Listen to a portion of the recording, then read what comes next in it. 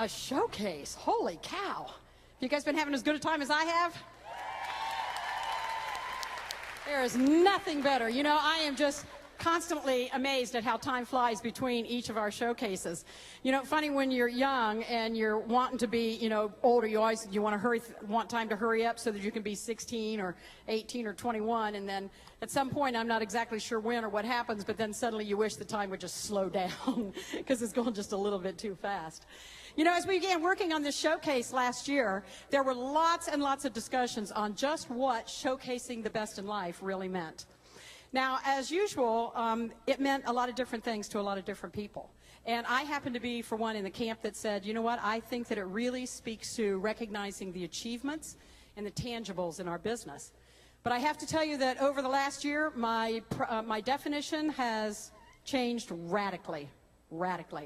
So I'm going to give you a little snapshot of what my year has looked like and how it truly rolled out.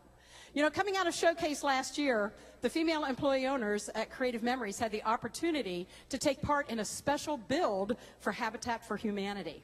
And it was sponsored by Creative Memories. It was phenomenal. It was phenomenal. So on a really gorgeous day, we played hooky from The Office. And we donned our construction belts and our hammers, and we put our energy to work on a brand new home for 3 families in the St. Cloud area. Now, I have to tell you, we may not have been really fast at what we were doing, but we were very efficient, and we did something, and we had a great time, and it was a great time doing something that would become a lasting symbol for someone else, and it was a sign of the human spirit. And the house is finished today, and there's a second one already going up, and it's very, very cool to drive past and know that someone else's life was made better as a result of our efforts.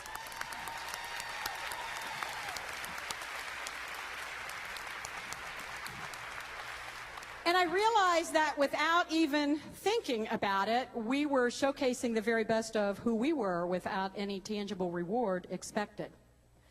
In October, I had the unbelievable opportunity to travel to Rome.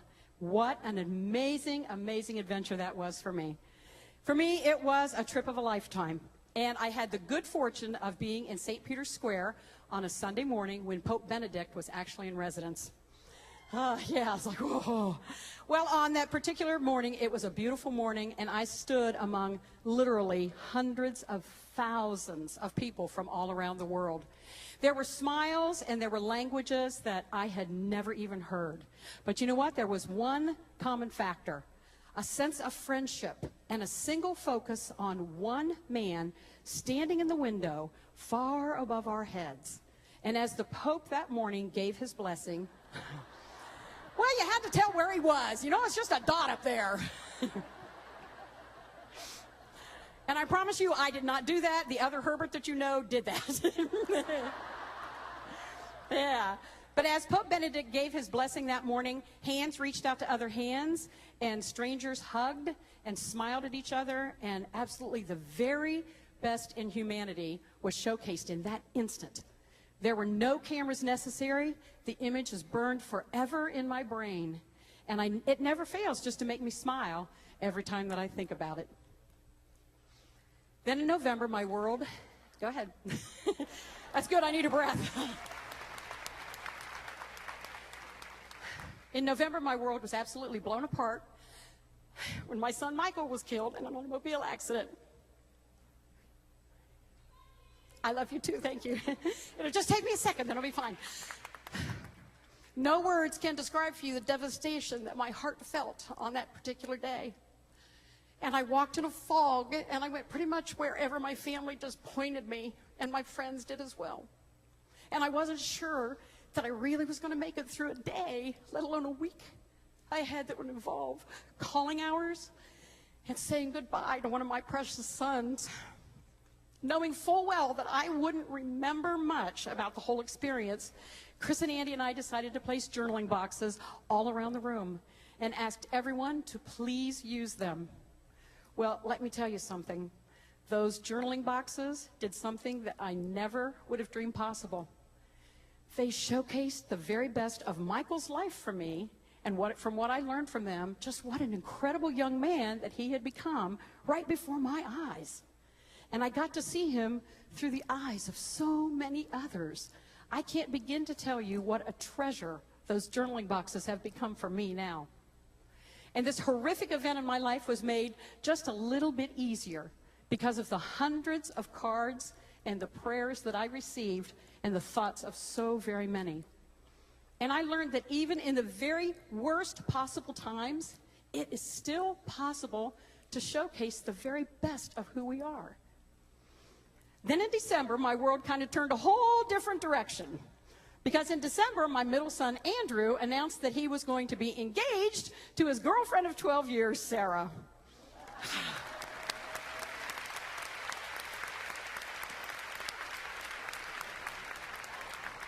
Well, surprise, surprise, I saw a side of that boy that I had never seen before and I didn't even know existed. His romantic side actually surfaced as he proposed to her in front of the tree where they shared their very first kiss. And by the way, that is the actual proposal. That is not staged afterwards. Sarah's mom was in the window of the house. And she had her camera going. And you talk about showcasing the very best in life. That's one of the very best moments in life. So in September, I'm going to join the Mogs out there, the mothers of the groom. Yeah. And I'm going to start campaigning so hard for grandchildren, they have absolutely no idea. It kind of freaks Andy out, I don't mind telling you. Now, if you guys will allow me just a couple of minutes, this doesn't happen very often for me, but I talked to Andrew into flying in today so that he could be here this evening and so that you could meet him. Andrew is the one that you saw last year doing the soccer kick thing and, you know, all those good things. So if you would allow me, I would very much like to bring Andrew to stage so that you could meet Andrew. Come here, sweetheart.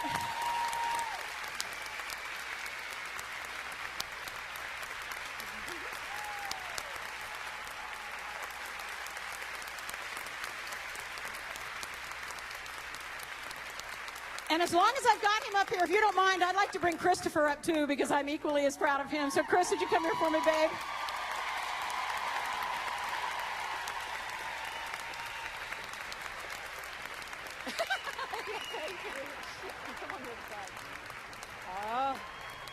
All right, settle down. These two are honestly, they're my life, my joy. I think you guys have known that because I've talked about them so long. And while Chris is very used to, he's getting used to, I shouldn't say he's very used to, he's getting used to all the flashes and everything. Andrew had his first experience with the picture taking tonight. And we're breaking him right. And someone said, does he get it? And I said, do you get it, Andrew? And he said, not quite yet. But he will. So thank you for indulging me and thank you for letting me bring my wonderful sons up here with me.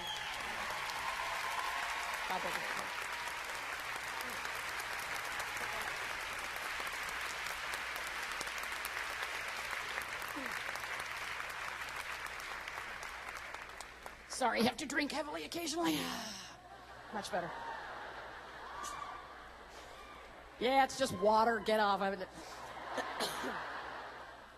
Then in January, we bugged out for Dallas and for our leadership conference.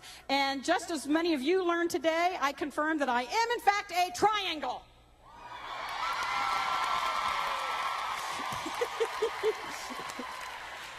And I have to tell you, yes, way. Every time I say I'm a triangle, but someone goes, no way. I think I know what I am, okay? It's a triangle. I ticked off a couple circles in the elevator because I told them I was a triangle. Yeah, they got over it. In addition to finding out that I was a triangle, I also had the opportunity to introduce framing. And I have to tell you that our framing is one amazing way to showcase the best in our lives. I'm up to 12 or 13 pieces now. I've lost count and also half of my paycheck. But I have to tell you that they are my favorite pieces, and my very favorite piece right now happens to be of a letter written to me by Michael just last summer, thanking me for being his mom. Now, isn't that odd? But I have to tell you, it is an unbelievable treasure to me right now. The bad news is I keep finding more things to be framed. The good news is I don't have to paint my walls because you can't see them anymore. February brought our regionals, and in what seemed like the blink of an eye, it was suddenly March. And that's springtime, right? Not in Minnesota. No, not so much. Now, back in March, as I was watching it snow, and snow, and snow, about 21 inches worth of snow in total. I couldn't help but remember one of the very first times, it was actually the first time that my boys ever saw snow. And it was way back in October of 1993, and we had left Florida, and we moved to a small town in Ohio.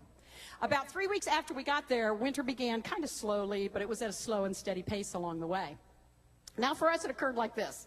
Just bear with me. This is one of those stories you might think it's a little long, but you'll get it in the end. We had a standing rule in our house on Saturday mornings that unless there was smoke or blood, you didn't come in and wake Mom up. That was my time to sleep. Yeah. You got to put your foot down occasionally now, don't you? Well, one Saturday morning, I was blissfully sleeping away, and Michael comes flying into my room. He was about 7 at this particular time. He flies into my room, and he says, "It's falling! It's falling!" Okay, yeah, you know what that does to a mom? I was up out of that bed in about 2.5 seconds. I was sitting straight up, and I was so disoriented, I had no clue where I was or what I was doing. It's okay. And I said, "What's falling? What's falling? Is anybody hurt?" And he said, "It's outside. You have to come." Okay, fine. So I jumped up and I threw on my robe and I took him to the window. I went to the window that overlooked the backyard, and sure enough, something was falling. It was called snow.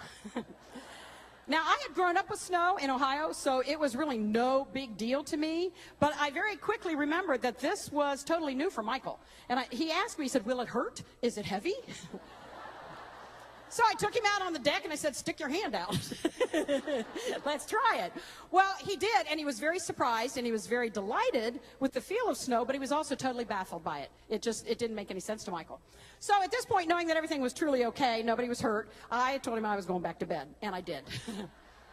Now, I have to tell you, it was about maybe 5 to 10 minutes later, and I could hear, I was back in bed at this point, trying very hard to get back to sleep, but I could hear Michael across the hall in his brother's bedroom. Now, I couldn't make out the words exactly, but I could tell who was speaking by the depth of the voice because of the age differences. Now, Michael must have convinced his brothers at this particular point in time to get up, because within a very short period of time, I was hearing bumps and thumps and all kinds of huge clatter out in the kitchen, okay? And I thought, well, now, isn't that sweet? They're making me breakfast in bed. So I waited, and I waited, and I waited some more, and finally I couldn't stand it any longer. So I got up and I went out to the kitchen. Now, what greeted me in the kitchen, this is where it gets fun. And I have to tell you, I did not have a camera unpacked at this time, so there are no pictures. You have to wing this in your brain, okay? So when I walked into the kitchen, and there are my 3 boys. First of all, they are wearing multiple pairs of pants all piled up on each other, all right? They have on multiple sweatshirts, 1, 2, 3, as many as they could possibly put on. They had T-shirts on their head with the arms tied behind their head so you could look through the neck.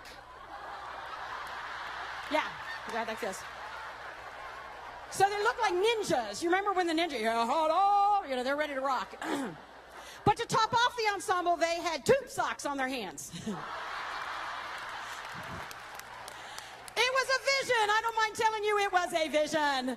And you know what? While they certainly were showcasing their creativity, no points for fashion. None. But I have to tell you, the outfits weren't even the best part of the whole thing, bizarre as it may sound. Michael was standing there holding a cookie sheet. Andrew's standing there holding a silver serving platter. Christopher's standing there holding a laundry basket. Okay, you know, I could make a pretty wild guess. I could put 2 and 2 together and figure out where they're going with this. So I asked them the obvious, "What's up, guys?"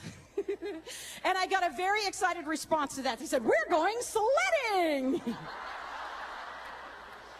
Now, let me make sure that you really understand this scene, okay? It was, in fact, snowing. It's called flurrying, all right? We had snow on the ground. It was called a dusting. I could still see grass. But you know what? Being a child of Ohio myself, I figured, you know what? I knew that this could possibly present a small problem. But like any good mother, I didn't tell them. I said, "Sledding?" And they said, "Oh, yeah, it's going to be cool, man. You're going to watch, Mom?" Wouldn't miss this for $1 million. So they took off up. Our house had a very steep hill behind us. So they took off up this hill. Now they raced each other to get up there. They went about halfway up because at that point they were too tired to keep on running. And I could hear him saying, "We're going to fly down this hill, and I bet you I go further, and we can do this all day." And I just stood on the deck laughing. Yeah, I can't wait to see what happens here. Okay, so it's time to start sledding, right? Now, being the youngest, Michael gets to go first. He's elected to do so. So he sizes up this hill, all right? And he takes the cookie sheet, and he puts the cookie sheet on the ground, and he kneels down on his cookie sheet. And he pushes, and he takes off. And the cookie sheet goes 2 inches, and Michael goes about 6. Now, he's really not happy about this, so he claims another try. By golly, that's what he's going to do. So he sits down again, puts that cookie sheet down again, and he gets down on it, and he does the same thing again, and he shoves off. And it's the same result. So at this point, wise Andrew, whom you just met, says to him, "No wonder you can't get anywhere. Look how rusty that cookie sheet is." Okay, so I don't bake a lot of cookies. Cut me a little slack here. So Andrew announces to him, he says, "My tray will fly down this sucker." All right, Andy? So he's holding the silver serving platter, which I might tell you was newly polished. So even though I had rusty cookie sheets, I had a great serving tray to serve the non-existent cookies on. It's not a problem. So Andrew decides that perhaps he is going to change his approach. Instead of kneeling on the tray, he's going to belly flop and go down this hill. Seemed like the better plan along the way. So he's holding onto his tray, and he gives it the old 1, 2, 3, and he flops on that baby like a gladiator on a shield, and he surpasses Michael by about 6 inches. Michael is delighted at this point. He is just cracking up. He thinks this is so much fun. Andrew is not amused. Andrew's the most serious of my 3. Well, now it's obviously time for eldest brother Christopher to step in because, of course, being the eldest brother, he has all the answers, right? Yeah. So he tells them, okay, here's the problem. The problem is metal on the snow. Yeah, that's the problem. That's probably not going to work so well, which is why he had chosen the Rubbermaid laundry basket. He believes that this will make a much better vehicle and will come down the hill much faster. All right. Now, please recognize, he's going to position himself in his basket right now. Recognize that Christopher was just shy of 16 years old at this point. He is over the 6-foot mark, and he has size 13 feet. Okay, so he sets the basket down, and he puts his little teeny feet in there. Now, you have to remember, the boys didn't have boots. Okay, all they had were tennis shoes. We'd moved from Florida. You don't wear boots in Florida. Dawn, do you wear boots in Florida? I didn't think so. No boots in Florida. So they're in tennis shoes. So he steps into the basket, and at the same time, he wedges himself into this basket. Because tennis shoes and Rubbermaid are not exactly the slickest combination. But he does it anyway. So here he goes. He gets into his little basket, and as I'm watching him, you know what? He gets down into it. He sits down. He's going to be aerodynamic now, okay? And Chris has fairly long arms, so he uses them much as a bobsled starter does. You know how they, kind of. Okay, that's Chris. He's in the basket now, and he rocks it. He says 1, 2, 3, and he takes off down this hill like you would not believe. He is flying down the hill, but he's not coming straight down. You see, I see Chris's head, Chris's back, Chris's feet. Chris's head, Chris's back, Chris's feet.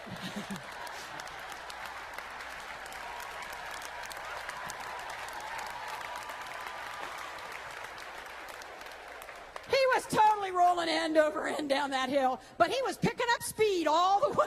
He was going. Now, I did happen to glance back at the other 2 brothers who were at the top of the hill, and they were obviously practicing the O portion of the alphabet. And that's all they did. But I looked at them, and I happened to look back just in time to see Chris make a very graceful stop when he slammed into the house. Now, as you've learned with the rusty cookie sheet, being the outstanding mother that I am, I obviously did what I should have done. I laughed so hard, I could hardly move. I knew he was okay. Actually, I knew he was okay because, you know, at that point in time, Andy and Michael were on their way back down the hill to save his life. So it wasn't a problem. It was a hysterical morning. It was absolutely hysterical. And, you know, the thing is that it helped me. I thought about a couple of things as all of this was going on. First of all, I'm one of the very few parents that gets to introduce their children to snow at an age when the children can actually talk to you about it. Okay? Most parents introduce their children to snow by jamming them into those little one-piece thingies, you know, that has the point, and they stand like this, and they look like a starfish. Any of you guys been there? Well, basically what we do is we put him in this starfish outfit, we take him out and we stick him in the yard like a scarecrow. 9 times out of 10, we stick them in the yard, they fall over backwards. And if they could speak, they'd say, I've fallen and I can't get up. And the poor little things, you know what, I'm pretty sure this is where snow angels was where it originated. Some poor little baby went out there, stuck in the ground, flopped over, started waving their arms because they can't get up. And Mama's standing there going, look at my sweet little angel.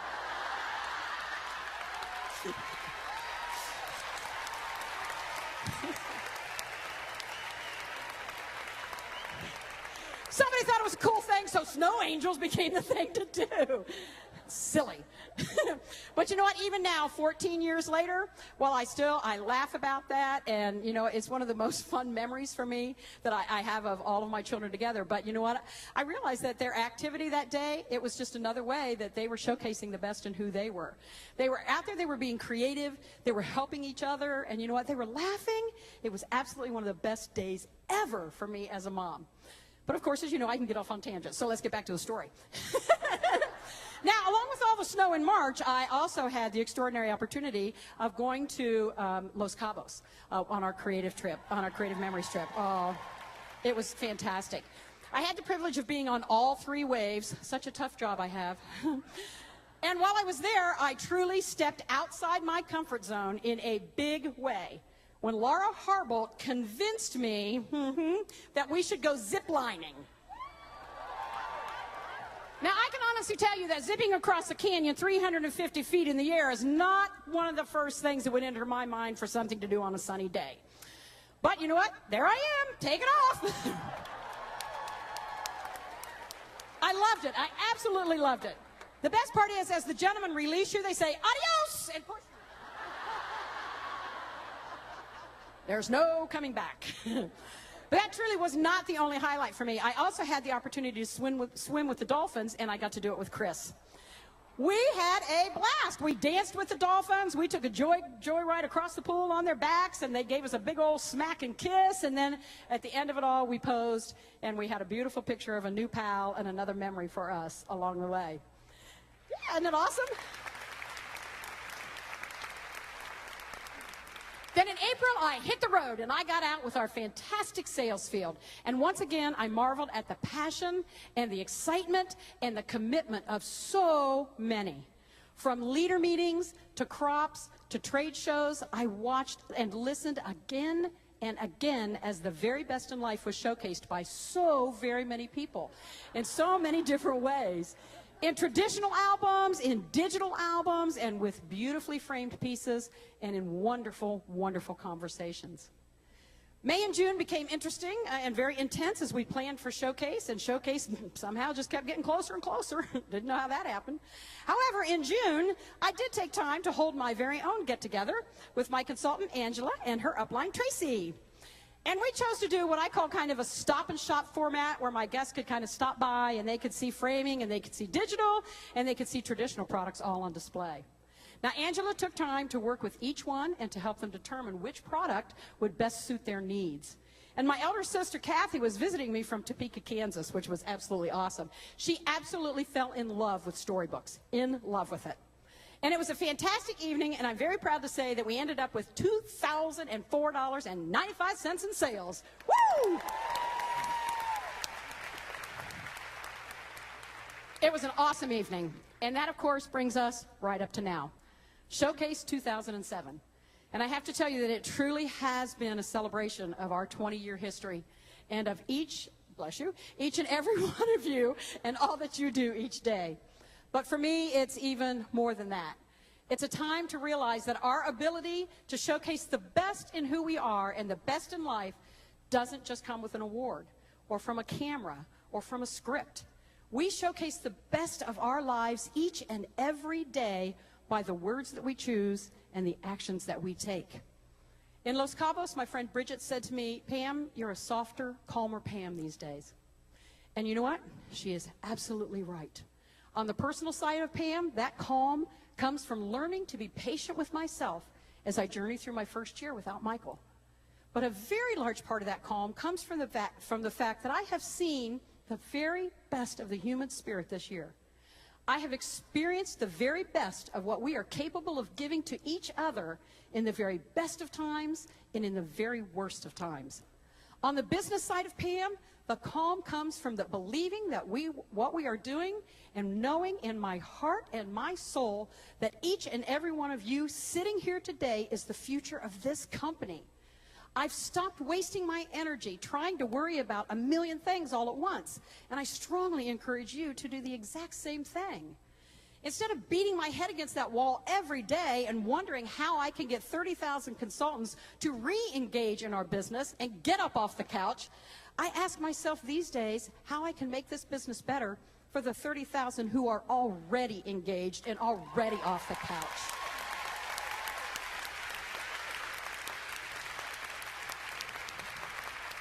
Instead of searching for that silver bullet, that one program, that one answer that's going to change the landscape of our business, I am choosing to look toward the existing strengths of this fabulous field and to build on those strengths. The best in life is out there. It is out there. It's around us all the time. We just have to watch and listen for it. The best of this company is sitting in this room right now with me at this very minute. The very best of this company, the very best years for this company are still ahead.